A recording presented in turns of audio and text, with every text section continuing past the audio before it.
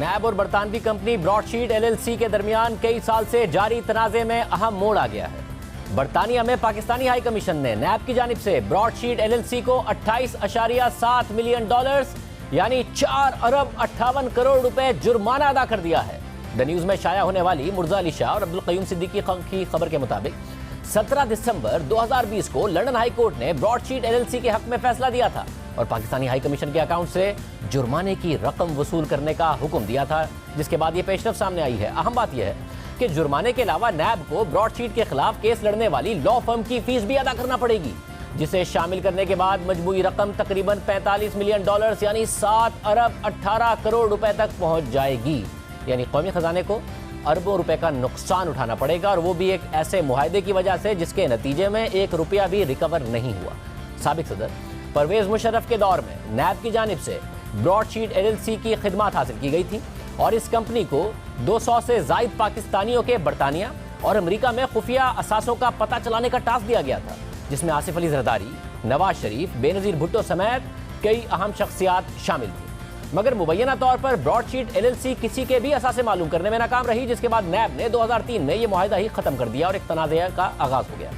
Broad sheet LLC نے NAB پر معاہدے کی خلاف ورزی کرنے اور دیگر ادائیگیوں کی وجہ سے ہٹ جانے کا دعویٰ کر دیا۔ ایکسپریس ٹریبیون میں حسنات ملک کی خبر کے مطابق نیب نے 2008 میں اس تنازع کو ختم کرنے کے لیے کمپنی کے ساتھ ایک معاہدہ کیا اور تقریباً $5 ملین ادا بھی کر دیے، مگر جیمز نامی جس شخص کے ساتھ معاہدہ کیا گیا تھا اس کی 2011 میں موت ہو گئی۔ 2016 میں جب یہ معاملہ London court of international arbitration میں پہنچا تو عدالت نے براڈ شیٹ LLC کے موقف کو درست قرار دیتے ہوئے کہا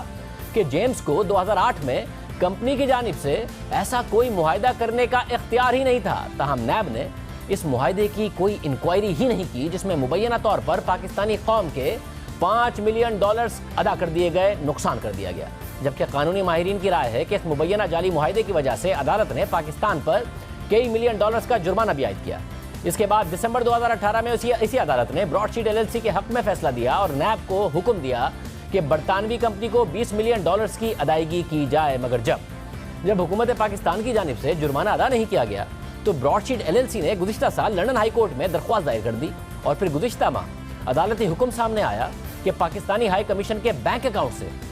30 دسمبر تک جرمانے کی رقم کو ڈیبٹ کیا جائے، جس کے بعد اب یہ خبریں سامنے آئیں کہ پاکستانی ہائی کمیشن کی جانب سے رقم ادا کر دی گئی۔ اس سے قبل گزشتہ سال جولائی میں براڈ شیٹ LLC کے وکیل کی جانب سے پاکستان کو خط لکھا گیا تھا کہ اگر پاکستان جرمانے کی رقم ادا نہیں کرے گا تو عدالتی حکم کے مطابق انگلینڈ کے دورے پر موجود پاکستان کرکٹ ٹیم کے اثاثے ضبط کیے جائیں گے۔ دوسری جانب براڈ شیٹ LLC کے مالک نے رقم کی وصولی کی تصدیق کرتے ہوئے جی نیوز کو بتایا کہ نیب کے پاس کئی مواقع تھے کہ وہ اس کیس کو سیٹل کرتے، مگر ایسا نہیں کیا گیا۔